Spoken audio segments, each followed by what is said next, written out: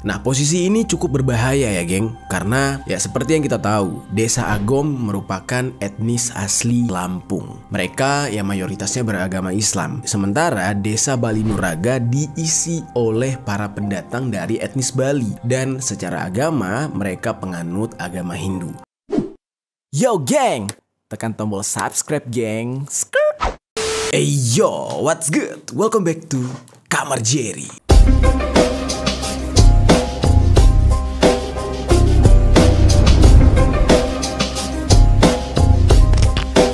Geng, kemarin kita udah bahas tentang etnis Lampung. Menurut gua pembahasan tentang Lampung ini cukup menarik ya, karena di sini kita bisa melihat adanya sebuah kerukunan di tengah-tengah perbedaan yang benar-benar kontras gitu kan. Mulai dari perbedaan etnis sampai dengan perbedaan kondisi fasilitas di daerahnya. Padahal jarak daerahnya dengan Pulau Jawa, terutama atau terkhususnya dengan ibu kota Indonesia, itu tidak terlalu jauh. Tapi kok bisa gitu ya, infrastruktur dan fasilitas transportasinya benar-benar ambruk, seperti yang kita lihat di pemberitaan. Oke, kemarin kita udah membahas mengenai perbedaan etnis di Lampung sampai kepada problem-problem yang berhubungan dengan kesenjangan sosial di sana. Nah, hari ini kita bakal ngebahas tentang sebuah tragedi berdarah yang pernah terjadi di Lampung pada tahun 2012 dengan latar belakang permasalahan kecil yang akhirnya menjadi bara api besar karena pemicunya adalah perbedaan dari etnis yang ada di sana. Nah, langsung aja nih kita bahas tentang tragedi yang satu ini yang disebut dengan tragedi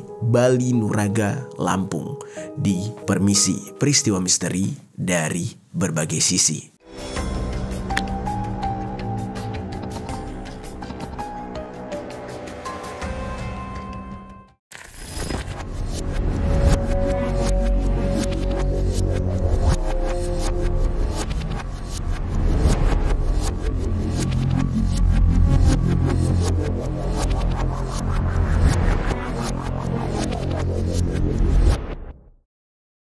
Sebelumnya, gue mohon maaf banget nih buat teman-teman yang mungkin keluarganya menjadi korban dalam tragedi ini, atau teman-teman yang mengalami trauma gara-gara tragedi ini. Untuk para korban yang telah mendahului kita panjatkan doa semoga amal dan ibadahnya diterima di sisi Yang Maha Kuasa. Amin. Dan sekali lagi gue tekankan, cerita ini hanya sebagai informasi sejarah tentang kisah kelam yang pernah terjadi di negara kita Indonesia. Jadi tidak semerta-merta untuk mengungkit luka lalu atau mencoba untuk memprovokasi kejadian pahit di masa lalu. Ya, semoga teman-teman bisa menonton video ini dan mengambil pelajaran dengan bijak. Oke, langsung kita bahas nih kronologi lengkapnya. Jadi awal mula konflik ini terjadi pada tanggal 27 Oktober tahun 2012 disebabkan gara-gara ada dua orang perempuan yang berasal dari Desa Agom. Yang menurut dari salah satu sumber dikatakan dua perempuan ini itu bernama Nurdiana Dewi dan juga Eni. Nah, ketika itu Nurdiana dan Eni ini sedang mengendarai sepeda motor. Mereka melintas di Jalan Wai Arong, Desa Patok, Sidoarjo, Lampung Selatan. Di tengah perjalanan, ternyata dua perempuan tadi itu berpapasan dengan 10 orang pria yang juga mengendarai sepeda motor. Dan ketika berpapasan, terjadilah kecelakaan terhadap dua wanita tadi. 10 orang pria ini itu berasal dari Desa Bali Nuraga. Dan salah satu dari 10 pria ini itu tidak sengaja bersenggolan atau menyerempet motor dari Nurdiana dan Eni tadi. Karena kejadian bersenggolan ini atau kecelakaan ini, ke-10 pria tadi itu berniat ingin menolong Nurdiana dan Eni yang sudah terjatuh. Nah, disinilah awal mula konflik terjadi, yang dimana kabarnya adanya kesalahpahaman yang diutarakan kepada 10 orang pria tadi. Yang dimana mereka ini niatnya mau nolong, mau ngangkat kedua perempuan tadi, tapi ya mau tidak mau harus menyentuh tubuh para perempuan ini. Yang dimana di dalam hal ini agak serba salah gitu ya. Kalau nggak ditolong nanti terkesan tabrak lari atau tidak bertanggung jawab. Tetapi ketika ditolong, ini bukan muhrimnya alias lawan jenis, yang otomatis di saat itu tersentuhlah tubuh kedua perempuan tadi. Kesalahpahaman ini akhirnya menjadi sebuah tuduhan yang menganggap 10 pria yang menolong dua perempuan ini itu melakukan melakukan pelecehan seksual. Namun nggak jelas nih ya dari mana asal anggapan ini. Ada yang mengatakan dua wanita tadi yang beranggapan kalau mereka dilecehkan. Ada juga yang mengatakan kalau sebenarnya yang menganggap ini pelecehan justru warga yang menyaksikan 10 laki-laki tadi menolong Nurdiana dan Eni. Ke-10 laki-laki ini merasa bingung. Di saat itu mereka merasa kayak niat mereka baik, mereka tidak sengaja bersenggolan dan ingin bertanggung jawab, tetapi mereka justru dituduh melakukan pelecehan seksual. Dan di situ ya mereka bertanya-tanya, salah kami apa gitu. Dan di saat itu entah siapa yang meminta, tiba-tiba kedua perempuan tadi yaitu Nurdiana dan Eni melaporkan kejadian tersebut ke Kepala Desa Agom. Nah di sini perlu gue jelaskan sedikit, geng. Warga Desa Agom yang sudah pasti di sini etnisnya itu berbeda dengan warga Desa Balinuraga, yang otomatis ini harus hati-hati sekali gitu ya. Mengambil sikap, mengambil jalan penyelesaian itu benar-benar harus difikirkan baik-baik agar tidak terjadi pergesekan. Di saat itu, Kepala Desa Agom yang sudah menerima laporan dari warganya itu langsung mencoba untuk menghubungi Kepala Desa Balinuraga untuk melakukan mediasi agar ya tidak terjadi pergesekan atau tersebarnya isu yang enggak gitu. Walaupun sebenarnya laporan dua wanita tadi tentang bersenggolannya mereka dengan 10 laki-laki dari Balinuraga ini ya sudah dibumbui dengan ya itu tadi, pelecehan seksual. Akhirnya bertemulah nih Kepala Desa Agom dan Kepala Desa Balinuraga, dan di dalam diskusi serta mediasi tersebut terciptalah sebuah perjanjian damai dan mereka sepakat untuk tidak bergesekan secara etnis, secara adat. Karena di saat itu memang kabarnya sudah ada beberapa warga dari Desa Agom itu sudah terbakar emosi karena dari pihak keluarga si perempuan merasa tidak terima dengan apa yang dialami oleh anak mereka. Ketika perdamaian ini terjadi, perjanjian pun dibuat, tetapi dari pihak keluarga perempuan itu masih merasa tidak terima. Mereka masih merasa anak mereka dilecehkan. Tidak hanya dirugikan secara material, mereka juga dirugikan secara imaterial. Jadilah mereka tidak terima dengan keputusan yang dibuat oleh masing-masing kepala desa. Di saat itu, pihak keluarga dari para wanita itu merasa mereka tidak mendapatkan keadilan. Penyelesaian ini mereka anggap kayak kok seperti sepihak gitu. Kita dari keluarga perempuan merasa dirugikan karena anak kita dilecehkan. Akhirnya, si keluarga kedua perempuan ini menemui beberapa warga dari Desa Agom dan berniat untuk mendatangi Desa Balinuraga, menemui ke-10 pria yang bermasalah dengan kedua perempuan dari Desa Agom. Nah, posisi ini cukup berbahaya ya, geng. Karena ya seperti yang kita tahu, Desa Agom merupakan etnis asli Lampung. Mereka ya mayoritasnya beragama Islam. Sementara Desa Balinuraga diisi oleh para pendatang dari etnis Bali. Dan secara agama, mereka penganut agama Hindu. Banyak sekali perbedaan yang cukup kontras yang sangat-sangat memungkinkan terjadinya pergesekan antara dua kubu ini. Dan bener aja, ketika warga dari Desa Agom tiba di Desa Balinuraga untuk menemui 10 laki-laki tadi, ternyata justru disambut dengan tidak baik. Nah, tetapi di sini ada beberapa hal yang masih rancu dari beberapa sumber yang kita dapat. Mungkin di bagian ini teman-teman yang berasal dari Lampung atau berasal dari tempat kejadian perkara yang lebih tahu ceritanya boleh koreksi atau tinggalkan komentar di bawah untuk semakin memperjelas. Karena dari sumber yang kita dapat nih ya, menurut cerita katanya ketika warga Desa Agom tiba di Balinuraga,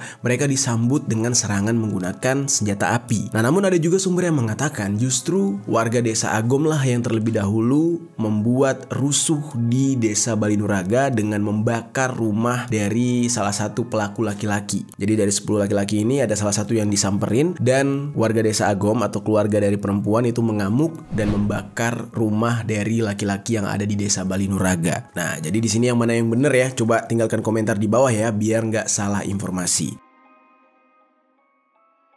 Lalu akhirnya terjadilah chaos, terjadilah kerusuhan di sini. Warga Desa Agom langsung meninggalkan Desa Balinuraga dan kembali ke desa mereka, lalu menyebarkan informasi kalau mereka sudah diserang. Mereka disambut dengan kekerasan oleh warga Desa Balinuraga. Disitulah akhirnya berkumpul sekitar 500 orang warga dari Desa Agom yang berencana akan membalas dendam kepada warga Desa Balinuraga. Di saat itu mereka mendatangi desa Balinuraga pada malam hari menggunakan senjata tajam. Jadi semua sudah dipersenjatai dan sudah bersiap untuk menyerang. Nah, sementara itu, warga desa Balinuraga sudah mendengar kabar kalau mereka akan mendapatkan serangan. Sehingga mereka juga sudah mempersiapkan diri, sudah mengumpulkan massa menyambut serangan dari warga desa Agom. Tibalah pada malam hari, warga desa Agom mendatangi desa Balinuraga. Kedua belah pihak atau kedua kubu sudah bersiap dengan senjata masing-masing. Dan akhirnya terjadilah peperangan atau kerusuhan di malam itu. Kedua belah pihak menyerang dengan membabi buta dan berusaha untuk menghabisi satu sama lain.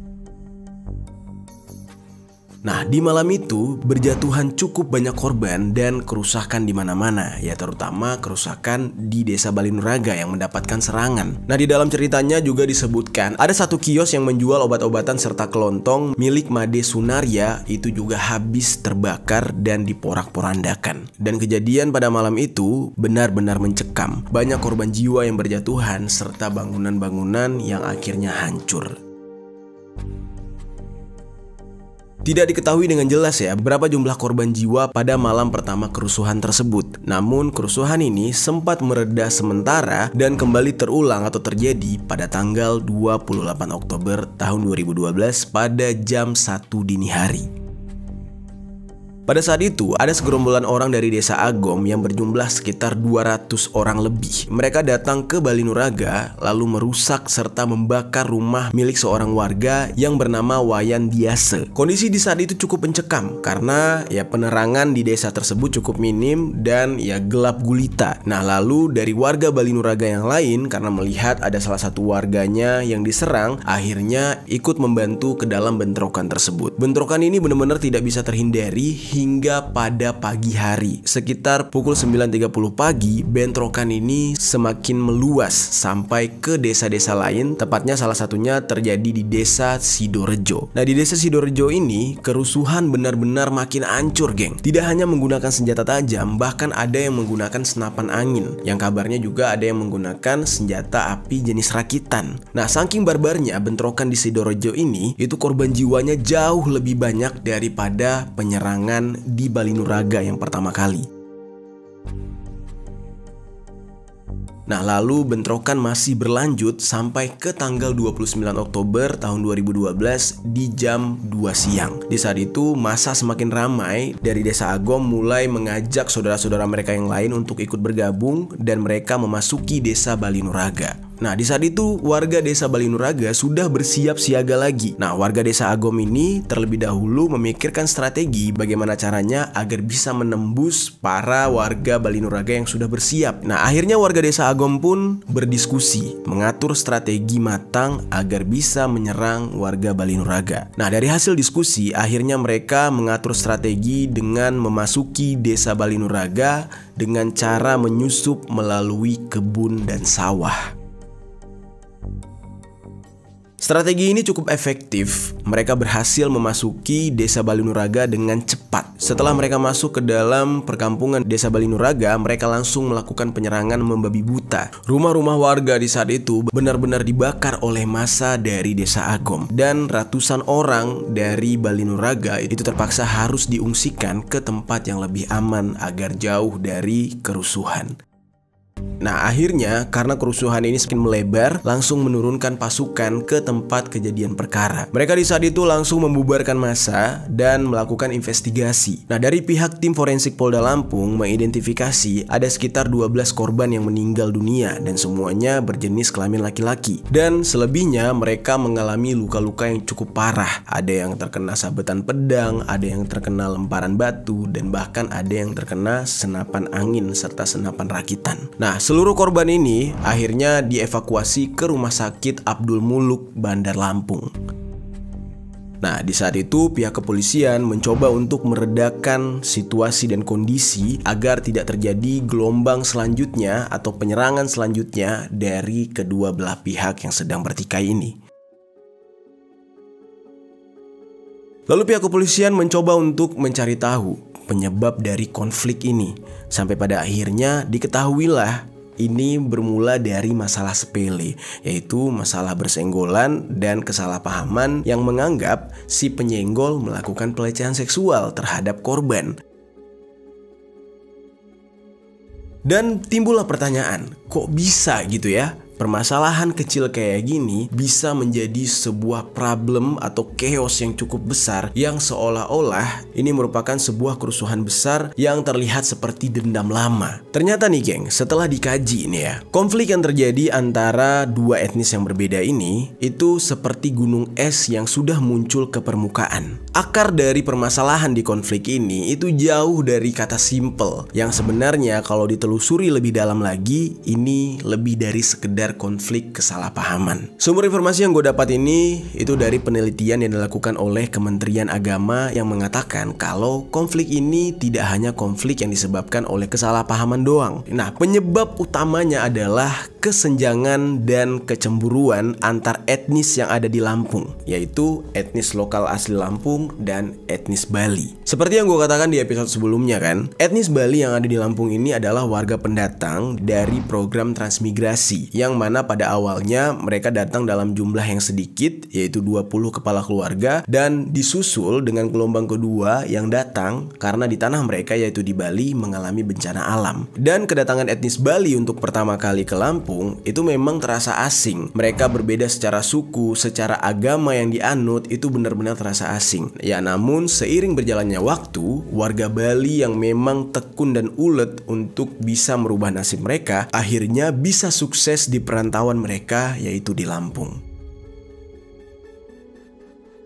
Hal inilah yang membuat kesenjangan sosial terjadi antar etnis, yang dimana warga lokal melihat para pendatang yang bisa sukses di tanah mereka, itu terjadilah kecemburuan tersendiri, yang dimana sebenarnya kalau dilihat secara kasat mata, kehidupan di sana ya baik-baik aja, mereka hidup rukun, mereka berdampingan. Nah, tetapi kesenjangan sosial inilah yang membuat kecemburuan antar etnis mulai muncul. Etnis Bali yang tekun dan fokus untuk mengembangkan hasil panen mereka, mengembangkan hasil kebun mereka, akhirnya bisa menguasai sektor pertanian dan semakin lama perekonomian mereka semakin membaik dan semakin membesar. Dan perlahan-lahan mulai dari sektor pertanian sampai ke transportasi mereka kuasai, sehingga di sektor ekonomi mereka ini menjadi penguasa terbesar kedua di Kabupaten Lampung Selatan.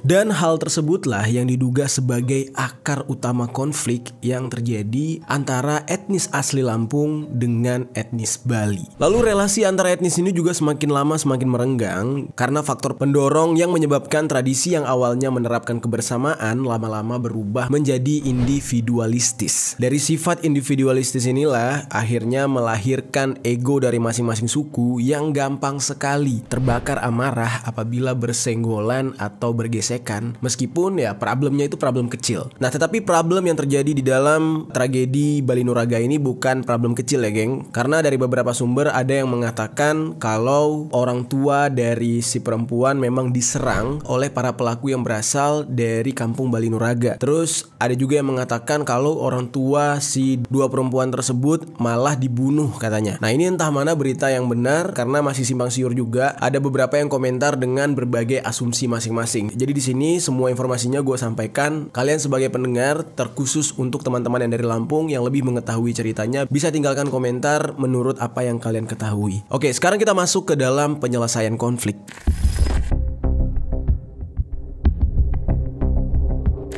Nah, pasca konflik yang terjadi, akhirnya pimpinan adat dari masyarakat Lampung dan juga Raja Bali segera mengadakan pertemuan untuk mencegah terulangnya kerusuhan antar warga desa Agom dan desa Bali Nuraga di Lampung Selatan. Pertemuan ini berlangsung selama 2 jam, geng. Dihadiri oleh tokoh-tokoh Lampung dan juga tokoh-tokoh Bali yang berasal dari Lampung Selatan dan dari kabupaten atau kota lainnya. Di saat pertemuan ini terjadi, pihak kepolisian sudah bersiap siaga. Ya, jaga-jaga kalau misalkan tahu-tahu pertemuan ini malah menjadi aksi serangan selanjutnya, atau nanti malah jadi rusuh lagi gitu. Lalu bagaimana hasil dari pertemuan tersebut? Pertemuan ini akhirnya melahirkan sebuah maklumat yang ditandatangani oleh para tokoh, yaitu Raja Bali I, Gusti Ngurah Arya, dan Ketua Majelis Penyeimbang Adat Lampung atau MPAL yang bernama Kadar Syah Irsya, dan beberapa tokoh lainnya juga ikut menandatangani maklumat tersebut sebagai tanda perdamaian. Maklumat perdamaian ini berisikan 5 poin yang secara singkat gue sebutkan satu persatu. Yang pertama, konflik yang terjadi disebabkan oleh kepentingan kelompok tertentu yang berusaha memecah belah kerukunan warga Bali dan Lampung dan tidak memiliki unsur SARA. Nah, lalu kedua, mengecam kerusuhan yang melibatkan warga Bali dan warga Lampung.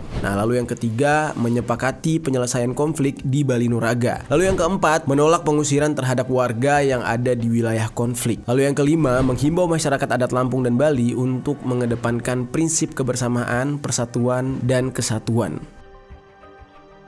Nah, lalu bagaimana relasi antar etnis antara Lampung dengan Bali ini setelah terjadinya konflik? Ternyata nih geng, walaupun di awalnya dampak daripada perselisihan ini menghasilkan dampak yang negatif, tetapi tidak sedikit pula dampak positifnya setelah terjadinya perselisihan tersebut. Dampak positifnya adalah semenjak kejadian itu, banyak masyarakat dari etnis Lampung dan juga etnis Bali yang memilih untuk menyelesaikan setiap perselisihan secara individu ke individu. Jadi tidak ada lagi penyelesaian yang melibatkan masyarakat lintas desa, yang mana setiap permasalahan antar individu kalau diselesaikan secara beramai-ramai, ujung-ujungnya pasti konflik karena melibatkan banyak kepala. Nah, semenjak kejadian berdarah Bali Nuraga, masyarakat lebih memilih untuk tidak ikut campur pada masalah warga mereka yang lain. Dan bahkan ya, peringatan dari masyarakat terhadap orang-orang yang terlibat konflik tapi justru memprovokasi masyarakat lain, maka orang tersebut akan ditendang keluar dari desa mereka. Kalau mereka asli Lampung, mereka harus keluar dari Lampung untuk mencari tempat tinggal lain. Dan kalau mereka adalah orang pendatang, misalkan keturunan Bali atau keturunan Jawa, mereka harus dipulangkan lagi ke daerah asal mereka. Dan perjanjian ketat ini benar-benar berjalan setelah terjadinya konflik Bali Nuraga.